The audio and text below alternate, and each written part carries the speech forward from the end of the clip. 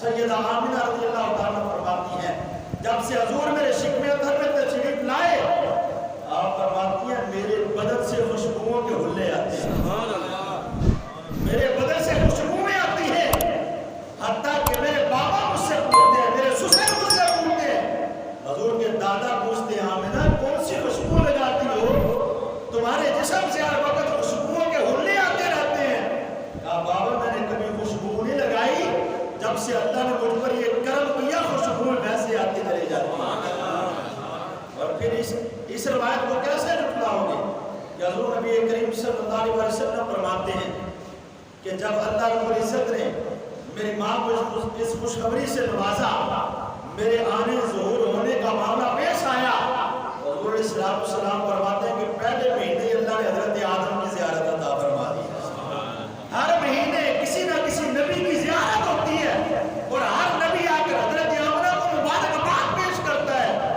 میں کہتا ہوں ہر نبی کا مبارکباد پیش کرنا یہ بتلاتا ہے جو قبروں میں چلے گئے وہ مردہ نہیں ہوئے، اس لیے کہ اللہ نے نبیوں کے جسموں کو بھی حفاظت عطا فرما رکھی ہے۔ جو نبی مر کر مٹی ہو گئے وہ تمہارے ہیں، ہمارے نبی مر کر مٹی نہیں ہوتے۔ یہاں پر تو آدم علیہ السلام بھی حضرت سیدہ آمنہ کو مبارکباد دیتے آتے ہیں، یہاں پر تو حضرت نوح بھی حضرت آمنہ کو مبارکباد دینے کے لیے آتے ہیں، حضرت ابراہیم بھی حضرت آمنہ کو مبارکباد دینے کے لیے آتے ہیں، حضرت موسیٰ بھی حضرت آمنہ کو مبارکباد دینے کے لیے آتے ہیں۔ میں کہتا ہوں ان کی مبارکباد حضرت آمنہ قبول کرتی ہے، ایک دوسرے کو ہم مبارکباد دیتے ہیں، ہم ہی قبول کرتے ہیں، اس لیے کہ حضرت آمنہ کو بھی حضور کے آنے کی خوشی تھی، ہمیں بھی حضور کے آنے کی خوشی ہو رہی ہے۔ حضرت آمنہ کو پتا تھا جو یہ آ رہا ہے وہ عام تو نہیں ہے نا، اگر عام ہوتا تو نہ ذکر کرتی۔ پھر حضور نبی کریم صلی اللہ علیہ وسلم کا جب وصال مبارک ہوا، آج لوگ حضور کے وصال کی بات کرتے ہوئے بات ہی ختم کر دیتے ہیں۔ دیکھو یہ نبی نے موت آئی ہوئی مرے انہوں نے قبر چتایا گیا، انہوں نے قبر دفن ہوا، یہ بات کر کے لوگ قصہ ہی ختم کر دیتے ہیں۔ میں کہتا ہوں کہ حضرت سیدہ آمنہ رضی اللہ تعالیٰ عنہ آپ کا یہ قول پڑھا ہوا ہے، آپ کی یہ روایت پڑھی ہوئی ہے کہ جب حضرت سیدہ آمنہ رضی اللہ تعالیٰ عنہ کا وصال وقت وصال قریب آیا نا تو آپ نے اپنے بیٹے محمد ربی صلی اللہ علیہ وسلم کو اپنے پاس بلایا اور اللہ رب العزت کی بارگاہ میں چہرہ اٹھا کے عرض کرتی یا اللہ میں اس بات پہ تیرا شکر ادا کرتی ہوں کہ آمنہ کچھ اور چھوڑ کے نہیں جا رہی، آمنہ خیر چھوڑ کے جا رہی ہے۔ یا رسول اللہ صلی اللہ علیہ وسلم آقا آپ پیدا ہوئے تو خیر تھے، دنیا پر رہے تو خیر تھے، دنیا سے چلے گئے تو خیر ہے۔ یا رسول اللہ آپ کا دنیا پر آنا بھی خیر ہے، دنیا سے پردہ کر جانا بھی خیر ہے۔ تو ہم تو اس لیے کریں پریشان ہم اس لیے ہوں کہ اگر ہمارے آقا صلی اللہ علیہ وسلم کا نام نشان مٹ گیا پھر تو ہم کہیں کہ بس وہی ساڈا بھی کچھ نہیں رہا، کیونکہ ساڈے آقا کا کچھ نہیں رہا۔ مثال یہاں پر بنتی نہیں ہے، چلے ہماری ذہانت اتنی ہے نا ہم سمجھ لیں گے، اپنے سمجھنے کے لیے بات عرض کرنے لگا کہ جس پارٹی کا لیڈر مر جائے نا وہ پارٹی ختم ہو جاتی ہے۔ ایسا ہوتا ہے کہ نہیں ہوتا؟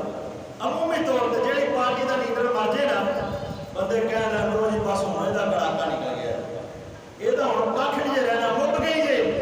یا رسول اللہ صلی اللہ علیہ وسلم آقا یہ لوگ پریشان ہیں کہ پہلے تو صحابہ بیٹھ کر مسجد میں آپ کا ذکر کرتے تھے، چند صحابہ کو بٹھا کر آپ کے سامنے بیان کرتے تھے۔ یا رسول اللہ صلی اللہ علیہ وسلم آقا اپنے گھروں میں بیٹھ کر آپ کی ولادت کا ذکر کرتے تھے۔ یا رسول اللہ صلی اللہ علیہ وسلم آقا آپ کو جھنڈے بھی لگتے ہیں، لائٹیں بھی لگتی ہیں، بازار بھی سجتے ہیں، دھومیں مچائی جاتی ہیں، حتیٰ کہ بھائی انور نے آج صبح کیک بھی لائے کہ یا رسول اللہ آپ کے آنے کی خوشی ہے، ہم اس خوشی کو بھی سیلیبریٹ کرتے ہیں، اس لیے کہ یا رسول اللہ صلی اللہ علیہ وسلم آقا آپ کا آنا بھی ہمارے لیے مبارک ہے، آپ کا جانا بھی ہمارے لیے مبارک ہے۔ تو حضرات محترم حضور نبی کریم صلی اللہ علیہ وسلم کی ولادت باسعادت کو سیلیبریٹ ہر صحابی نے کیا، ہر تابعی نے کیا، ہر تبع تابعی نے کیا اپنی اپنی وسعت کے مطابق، اپنے اپنے دور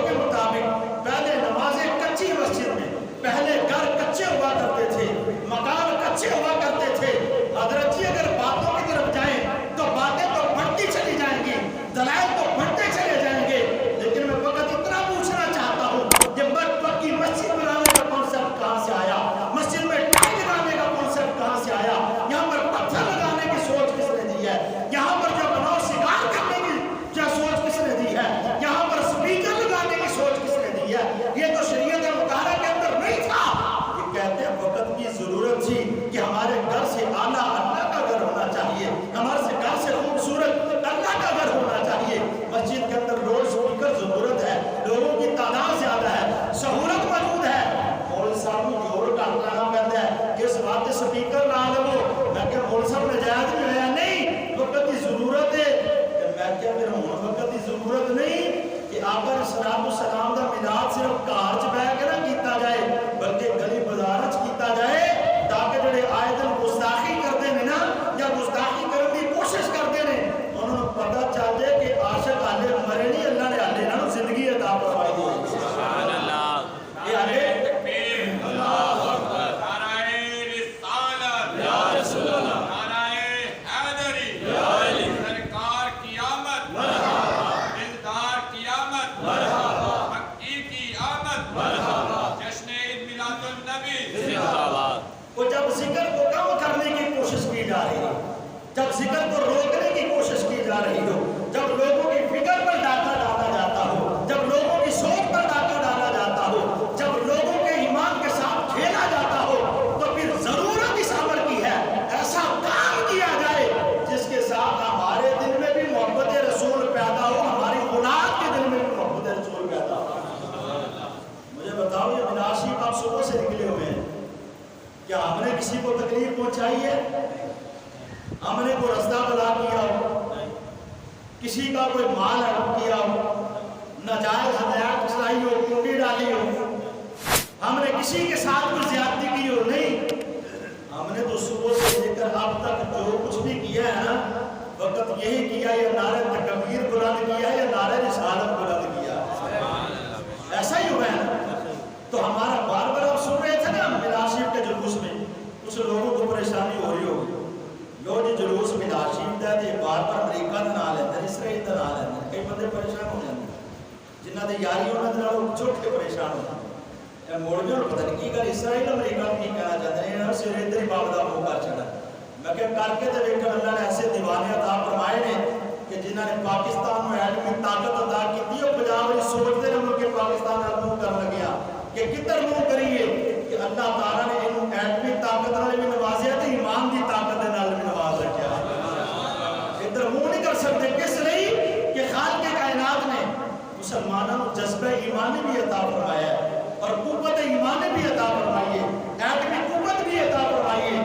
ये सारी ताकत जिहदे कोल मौजूद होण, उन्होंने परेशान होने की जरूरत नहीं। और लख बारी गुस्ताखी करने की कोशिश करन, लख बारी कुरान को जलाने की कोशिश करन, असीं कुरान को भी अपने सीने दे नाल लगाया ते सोने मुस्तफा को भी अपने सीने दे अंदर वसाया होया। साडी जान ते जा सकती है लेकिन ईमान ते नहीं जा सकता। तो ये साडा मिलाद का जुलूस करना मोहब्बत पैदा करता है कि नहीं करता? मोहब्बत पैदा होती है कि नहीं होती? आज हर बंदे का चेहरा पर ताज़ा है कि नहीं है? हर बंदे का जज्बा जवान है कि नहीं है? हर बंदे का दिल करता नहीं कि या रसूल आपकी आमद दे नारे लगते रहन ते मैं जवाब देता रहां। या रसूल सल्लल्लाहु अलैहि वसल्लम आका आपकी शाना बयान होंदियां रहन ते मैं सुनता रहां। इस वास्ते कि मेरे प्यो दादा की शान नहीं, मेरे परदादे की शान नहीं, ये शान अगर बयान की जाती है तो मदीने के ताजदार की शान बयान की जाती है। जिक्र किसी होर का नहीं है कि जिन्हों सुन के तो दिल उठा जाए। ये मौलवी साहब ताड़ी शान नहीं कि कोई कवे रुकी यार तू अपने मौलवी की तारीफ करी जाना, मौलवी की तारीफ करी जाना। तुसी मौलवी साहब जब मेरा गल बयान करो ना, साडा मौलवी बड़ा चंगा है, वो बड़ी चंगी तकरीर करता है, वो बड़ी अच्छे काम करता है, फलाना होंदा यार साहब यार तेरी मेहरबानी बस नहीं करता हुंदा कि नहीं हुंदा। लेकिन मौलवी साहब पूछो हजरत जी ताड़ा जिक्र सुनना तो 5 मिनट गवारा ना करे, ये दीवाने ते हर लम्हा रसूलुल्लाह दा जिक्र सुनने वास्ते तैयार है। इन्होंने तो जिन्ना सुना दो आंदे ने घट ने। या रसूल सल्लल्लाहु अलैहि वसल्लम आके जज्बा ईमान है, मोहब्बत है, और मोहब्बत का तकाजा है कि या रसूल सल्लल्लाहु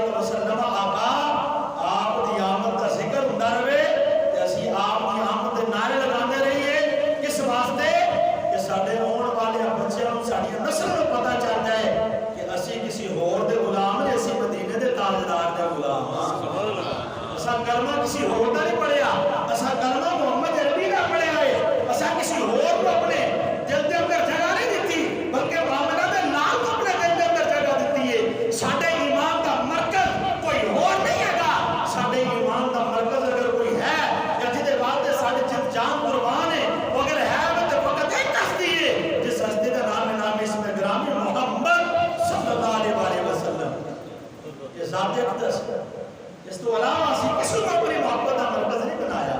حضرات محترم سے نہیں، حضور نبی کریم صلی اللہ علیہ وسلم نے محبت کے اندر اپنے آپ کو فنا کر دیا۔ جیڑا بندہ جتنا اپنے آپ کو آقا علیہ السلام کی محبت کے اندر فنا کر لیندے، اس بندے دے دل کو اللہ اُنہاں ہی سکون عطا فرما دیتا ہے۔ ان دنیا دی پریشانی نہیں، ان آخرت دی پریشانی نہیں، ان قبر دی پریشانی نہیں، ان حشر دی پریشانی نہیں۔ کس واسطے کہ ایدہ ہاتھ کسی M P M L A دے ہاتھ میں نہیں، کسی وزیر دے مشیر دے ہاتھ میں نہیں، ایدہ ہاتھ ڈائریکٹ سونے مصطفیٰ دے ہاتھ میں پہنچا ہے۔ یا آخر صلاۃ السلام دے محبت، حضور علیہ السلام دے دامن میں وابستگی، یہ تم کبھی مرن نہیں دے گی، تو دنیا تو چلا جائے گا، تیرا ذکر باقی رہے گا۔ کس واسطے کہ تو ساری زندگی رسول اللہ کا ذکر کرتا رہا۔ حضرات محترم سنیے، وَأَمَّا بِنِعْمَةِ رَبِّكَ فَحَدِّثْ، یہ جڑی اللہ تعالیٰ نے نعمت عطا فرمائی نا سانو نعمت عظمی ہے، یہ سب تو بڑی نعمت ہے، تو یہ دا چرچا جڑا ہے یہ تے زیادہ تو زیادہ ہونا چاہیے۔ کیوں کہ چھوٹیاں چھوٹیاں نعمتوں کا ذکر تے کرنے ہیں، بڑی نعمت کا ذکر نہ کریے تو شکر دا حق ادا نہیں ہوتا۔ شکر دا حق ایسے صورت اندر ادا ہوتا ہے کہ یا اللہ تو مقام دیتا ہے تیرا شکر ہے، یا اللہ تو گڈی دیتی ہے تیرا شکر ہے، یا اللہ تو پہلے سائیکل ہی دیتی ہے تیرا شکر ہے، کچی کنڈی ہی دیتی ہے تیرا شکر ہے، یا اللہ لیکن سب تو بڑا تیرا شکر ہے وے کہ تو سانو سونے محبوب دا دامن عطا فرما دیتا ہے، آقا علیہ السلام نے غلامی عطا کر دیتی ہے۔ حضرات محترم اس لیے میں یہ عرض کرتا ہوں کہ ہمارے جمعے کا مقصد، ہماری نمازوں کا مقصد، ہماری تبلیغ کا مقصد، ہمارے جلوس کا مقصد، ہمارے جلسے کا مقصد فقط ایک ہے کہ ہمیں محبت مصطفیٰ نصیب ہو جائے، آقا علیہ السلام کی محبت نصیب ہو جائے، تو حقیقت کے اندر آقا علیہ السلام کی غلامی اسی کو نصیب ہوتی ہے جس کو محبت مصطفیٰ نصیب ہو جاتی ہے۔ تو دعا ہے اللہ کو عزت کی بارگاہ میں کہ خالق کائنات ہمیں آقا علیہ السلام کے ساتھ سچی عقیدت نصیب فرمائے۔